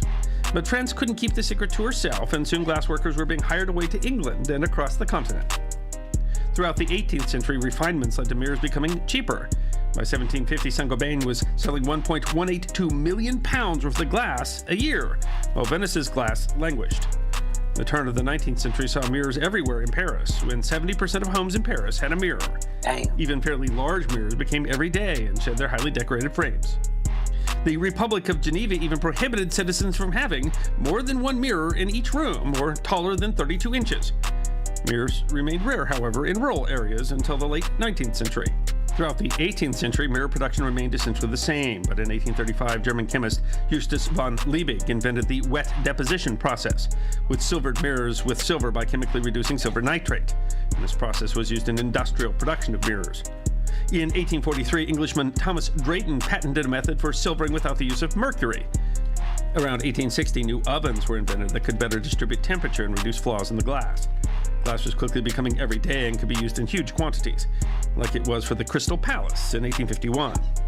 Mirrors simultaneously were manufactured in huge quantities. Between 1852 and 1862, production of glass at Saint-Gobain doubled from 1 million to more than 2 million square feet, and doubled again between 1878 and 1898. Damn. The 20th century saw innovation as well, especially for scientific mirrors that often needed to be reflective without the glass to interfere with the reflection. Gas discharge lamps in the 1920s and 30s had a tendency to have a mirror-like surface form on the inside of the glass as metal was ejected from the electrodes, called sputtering. By the 1970s, semiconductor technology used a similar method for metal coating. In 1912, evaporation coating was developed, which John Strong used to make the first aluminum-coated telescope mirrors in the 1930s. And as mirrors reflect our appearance, they've also come to reflect culture. Medieval historian Ian Mortimer argues in his 2016 book Millennium that the improvement in quality and availability of mirrors in the 15th century changed the way that humans saw themselves, reflecting a significant shift from the medieval world to the modern world. Of course. Previously, people only saw their identity, he argues, in relation to other groups. But when we started seeing ourselves in mirrors, the concept of individuality arose. Individuality, as we understand it today, he argues, did not exist previously. Today, mirrors are so common that you can hardly avoid looking in them. A 2007 study in the United Kingdom found that the average person looks in a mirror about once every half hour. Mirrors are downright cheap today, and we take access to that perfect image for granted. And apparently we've desired to see our image since earliest human history, but you have to understand that for most of human history, that intimate knowledge of your appearance was a rare thing, a luxury that was only available to the rich. I hope you enjoyed watching this episode. That shit was good.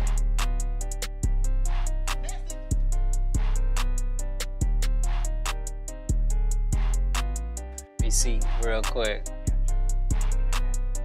Oh yeah, hold on, let me see this too. Forgot about this.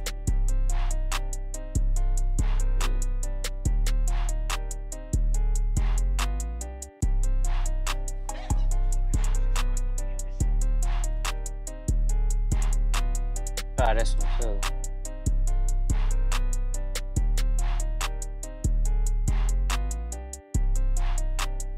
Okay. Let's see.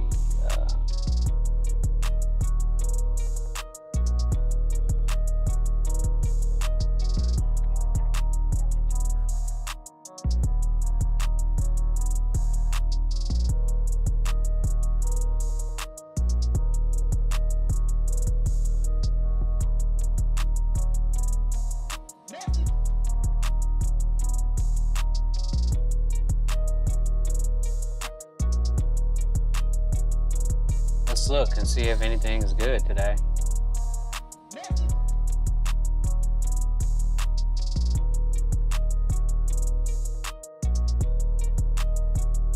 Oh yeah, this one look funny.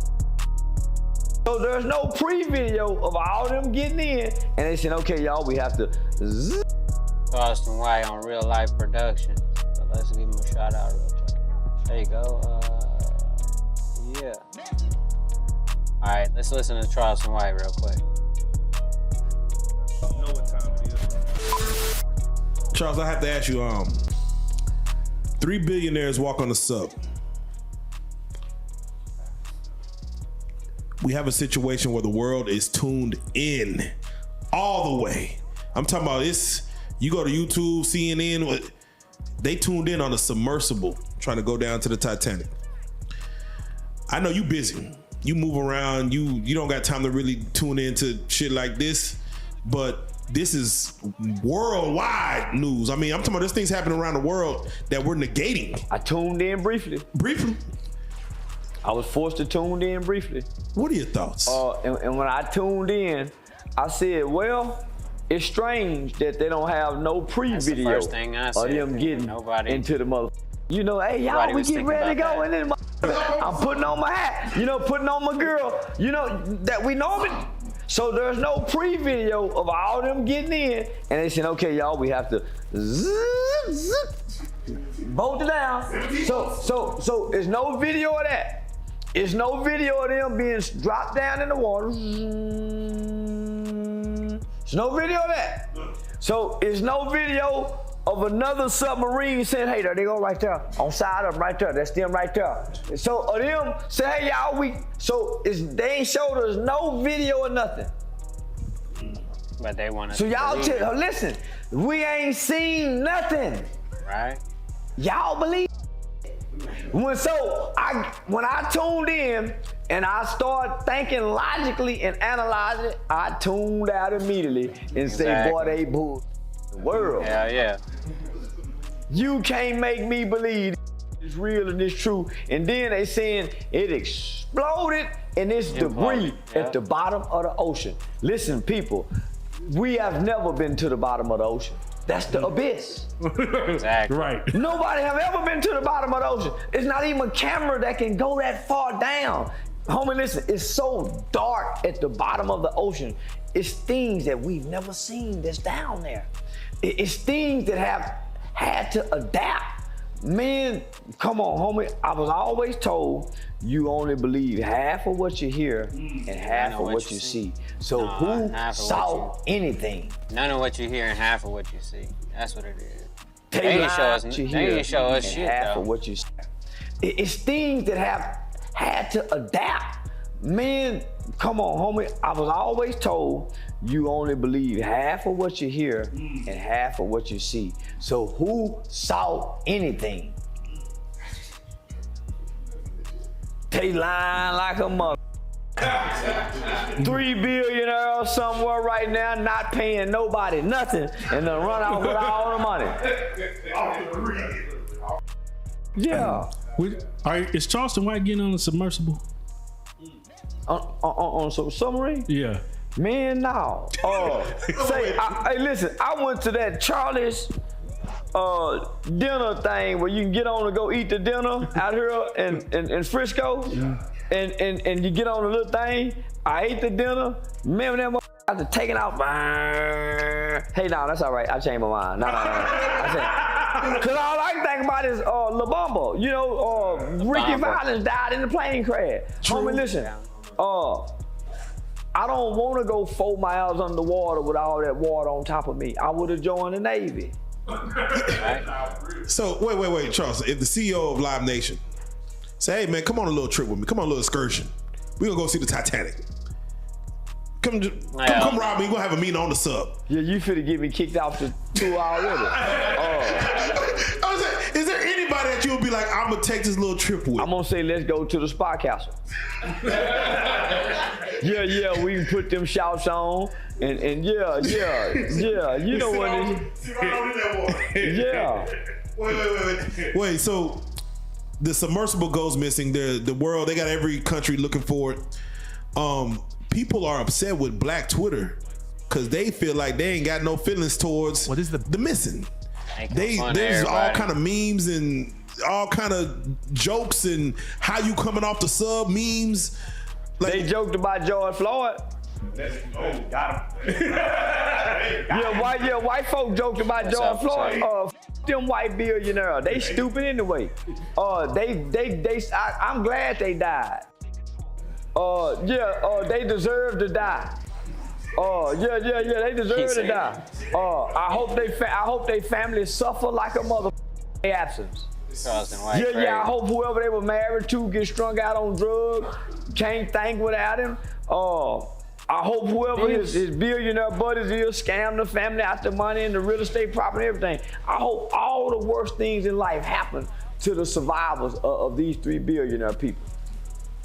So wait. So they're talking now, just days later, like, hey, we got a new plane that will take people to space. Pookie, what up, Pookie? Take them. Yeah, but He said take them. They go too.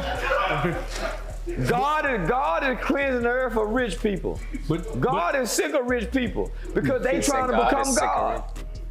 They trying to become God, so God's sick of rich people. More rich people need to die. So what's the difference between their rich and your rich? Man, my rich ain't gonna leave too far from the ghetto. Nah, for real. We gonna see the poor people. Yeah, I'm going to, my rich is Joe Pool Lake. Big old house out there at Joe Pool Lake. One of them Maybachs. Still going to the locals. Yeah, the strip club. Still down off in the ghetto. That's my rich. Would you take a submersible to the bottom of Joe Pool Lake? This ain't jumping in nothing. Man, you know. Can't talk underwater. So you What can't you talk want to go underwater for? Man, I like to talk. You can't do no communication underwater. So now, man, going underwater like going out of space. That white boy shit. See? He alluded to it. He said going underwater is like going to outer space. But he can go all the way. benefits the man gets from being friend zoned? Well, I'll let the ladies answer this. Sure. First. I can go. No benefit. Zero benefit. Here's the deal. What? I feel like what? no. Hold on. Companionship. Yeah. You're No. You have more value than just what you like. Yeah, I have to No. disagree. Here's the deal, though. I feel like this guy who's asking, most likely, he doesn't want to be in the friend zone, right? He actually wants to be romantically involved. And I am going to be, from my perspective, a girl knows right away who she's willing to date and who she's actually friend zoning. So in my opinion, if you're friend zone, I feel like it's pretty much close to impossible to get out of the friend zone. So if you're thinking, oh, potentially we might become romantically It's a involved, wrap. I think you're wasting your time.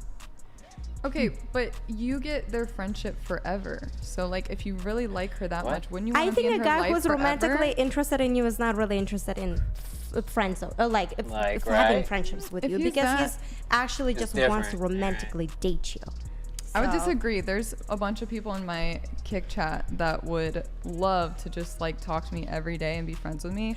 I would then be not- careful because that's a parasocial relationship we're talking about. So, But I isn't feel that what like friend IRL zone is different. is? Isn't friend zone just a parasocial relationship in real life? Kind of. No, I don't think the person that gets friend zoned should have all their eggs in one basket on this one girl. I But agree. like if you have like you care about her, yeah, leave her in your life. But like you do need to go out and pursue other people because Well said. she's clearly stating her boundaries and showing her boundaries, and so you should also like be aware Oh of shit! that. and There you respect go, right that. there. I think well said. Yeah, I for feel like sure. that's what the benefit would be from being friend zoned, is just not being with that girl then. Because then How is that a benefit? I would say because then you can go find someone that's actually gonna like, obviously she doesn't want I get what you. you're saying, You can go find no somebody that actually benefit. wants you, will They respect you, tryna and you won't have to wait in the friend Explain zone the forever. benefit, If- but that didn't. Yeah, that didn't you're sound free like a now. Like No, you, for sure, there's for sure. no way The benefit that is you're you're gonna free? get in. So No, like, yeah. you are now like I don't lose that think they attraction and understood go the find question. somebody. Here's one thing that I would come back to you with, though. I feel like if you're friend zoned, right, as a guy, you're romantically attracted to the girl, right? But she doesn't isn't interested in you shit. romantically. So what if she starts talking to you about her current boyfriends that she's dating, Holy the guys that moly. she's interested in, if she's flirts with other guys in front of you and stuff like that? Wouldn't that hurt you? And like it kind of will bring your confidence level down? Because I've been in situations where I had a crush on a guy, but you know, he wasn't interested back in me or whatever, and like seeing him with other people kind of hurt me. And so I just Right. feel like in that case it's better to actually not just good. split off and just try to pursue other ladies, Yeah. just so you're not wasting your time, you're not killing your They're explaining that that's the benefit. All right, that makes sense. I guess. confidence, you know. Absolutely, I wouldn't For say them. friends. Honest, There you- yeah. you're not my friend Right, anymore. there You're you friends go. on me, but Yeah. actually we're just not friends anymore at all. I kind of agree with that, yeah. That's the better way to go. What is the So they eventually get it at the end. There's no benefit to being friend zoned by a girl. I don't care how cute you are. Like, we are. if your personality is not there, it's not for me. Not for me. Personality is huge. Well, I mean, Yeah. True. Seriously. I think that's the case, but I mean, would you agree that the looks have to be there Oh, there's to No. begin with? Yes. No. No. Yes. No. I Not feel like really. anyone that Because says no is I guess- lying. Stop the cap. But like, no, Yeah. there has I- to be an initial big is like the- attraction. There has to be an I'm initial I'm attraction. like 100% a personality person. I am. You say that, okay. No, No, my, Wouldn't you no, find them say that. attractive because of their You say that. personality? Hold on, let me look up Alan here. Let's see. He's probably a Giga Chad. Hold on. Right? Listen, I'm not gonna lie though, like is a very large part of relationship, and like You have to I be didn't- physically attracted. I agree. No, but like the thing is, like You the can't dick can be have- so good that it just changes the game It on that. does. Like I'm not gonna lie. That's Sex- a Giga Chad right there. He's Sexual a, compatibility he's a is handsome so guy. important. He's a handsome guy. I mean, that first off, he's making a ridiculous face. That's not a fair. I'm sure he's a very handsome. I can't even find him on. Who am I? I don't know. Okay, in any case, Alan Zoka? No, it's not Alan Zoka. No. Okay, there's another Alan on Twitch apparently who I He can't is find. A-L-A-N. Okay. ALAN. Okay. Well, in Somebody any case, having an auto. I think attraction does play a role. Like, you know, if you don't find a guy attractive when he approaches you, sometimes you kind of like, I kind of don't want to even talk to you. I feel like there has to be some sort of level of like, all right, you're kind of right? cute. Yeah. Well, I just feel like you say you're a personality person, and so don't you find them attractive because of their personality? 100%. then? So it's like They build So that. if there is They build that all up for me. It's like their personality just makes them even more attractive. Exactly. Because like I fall for guys who Sure. are funny, right? Wait, or but like, Well, of course. But of I course. genuinely have this thing, and I looked it up, and I forget what the name of it is, and maybe you guys relate, where like I could see anyone could walk down the street, and my friends would literally be like, "Holy shit, that guy is so hot," and I'm like, Not even like notice. and then I get to know someone, I'm like, "Wow, he's so hot." What? Like, or just has like attractive energy, like not like physical like sexiness, but just like he pulls you I in. feel like He's got that riz. Right. I feel like the physical attraction is good for like, okay, maybe I'll give this person a chance, but like personality plays a role in I want to Sure. actually like potentially date them. Like Well, it yeah, elevates yes, of it. course. Yeah, so I don't think you can necessarily completely avoid the physical attraction. Yeah, but how many girls will ignore red flags if a guy is exceptionally attractive? Like you Probably often too get, many. like you'll Too see, many. you'll see people You're who literally say, talking about me right now. well, you'll see, for example, you'll see these either TikTok videos or you'll hear it from women themselves. And look, men do this too. But if he's over 6'3", like I'm gonna start ignoring red flags, like that type of shit. Like girls will overlook certain negative personality characteristics if a guy is exceptionally attractive, and certainly I think men will do that too. Like if a girl is really fucking hot, a lot of dudes, if the chick, if she's kind of bitchy or whatever, they might be like, yeah, she's kind of. I mean, I think that's. I don't think men should do that, but there shouldn't are be. men out there who will disregard, so for example, say a woman who's kind of bitchy, they'll disregard that if she's really hot. They'll tolerate for it. an unaware individual, yeah, for sure. You could do that with personality too. Like, I don't mean to like talk my husband down because he's amazing and I love him to death. But like, you can overlook certain things physically too. My husband's 5'5". Like, Based. Wait, how tall are you? I'm 5'3". Okay, all right, 2-inch difference. But I wear like I'm literally wearing like 5-inch shoes. Yeah, but he's like- he has king energy though. Yeah, I mean, it sounds like he's like a Giga Chad World of Warcraft player. So like, I mean, it makes sense. He hasn't played WoW in forever. It makes sense. That doesn't define him. Okay, fair enough. But you were saying that does apply to you. Like, you'll ignore red flags if the guy's really attractive. And I mean, look, I think girls know if they're DTF went like almost immediately. I think it's more so in my mind. I'm like, I can change him, even though I know that's like toxic and I shouldn't. That's my toxic trait. Is I feel like, oh, I can change him. But like, there's this one guy who took me out for Valentine's Day, and he literally told me, first date, I've broken up with every girl that I've ever dated, and my longest relationship was 6 months. And I was like, oh, okay. And I still, you know. When's our second date? Yeah, when's our second date? I had sex with him for like 2 months, and then he ended things with me, and I was like super sad about it. But That's I was funny. like, He told you. you know. But were you just like legend. with him for sex, or were you like actually ready to date? He like love bombed me. Like he was telling me, you know, I don't want to abandon you. Like I want to meet all your needs. I like you to the point where it scares me. What kind of weird blah, ass blah, shit is blah. that? And I was like, oh, okay, bet. But then I should have known from the start because of what he said. So, yeah. I don't know. I like just going back to the whole friend thing. I don't think that you're going to be able to friend your way into romance, into like turning a girl on or moving it into a romantic thing. Yeah, I there feel has to be a like- spark. There's got to be a spark. Yeah. No, I feel like once you're friend Wait, hold zone, on. you won't Spark. be able to Sorry. escape it. Sorry, Wait, go ahead. sorry. Repeat that. Repeat Yeah, that. I think if you're as a guy, if you're in a friend zone, you're It's gonna a be wrap. stuck in a friend zone. I Yeah, don't it's think you done. can actually. It's I over. think you're fucking done. Yeah, it's better to move on. Something big would have to happen to get out of the friend Exactly. zone. Yeah. So you have to be Right. like friendly, Yeah. but never get into a friend zone. If you're friend zone, you're fucked. You're done. You won't be able to actually move into a romantic relationship with the girl. Yeah. I disagree Well, as well. look, it's Everything is so it's circumstantial. possible. Look, it's possible to get out of the friend zone. However, I think the practically speaking, it's better to just find another girl as a guy. Like it's just play the numbers game. For sure, but it's not if the girl actually has like is an aware human being and actually has more substance to her than just what she looks like, then you can definitely friend zone isn't like but you have to Sound have like shit some going on bullshit for you to too, me. and you guys have to match up lifestyle wise, and there's more to it. But Sound like some bullshit to me. I don't say friend zone. Like I friend someone only because I'm always traveling. Like I cannot. Like I could barely see you. You know what I mean?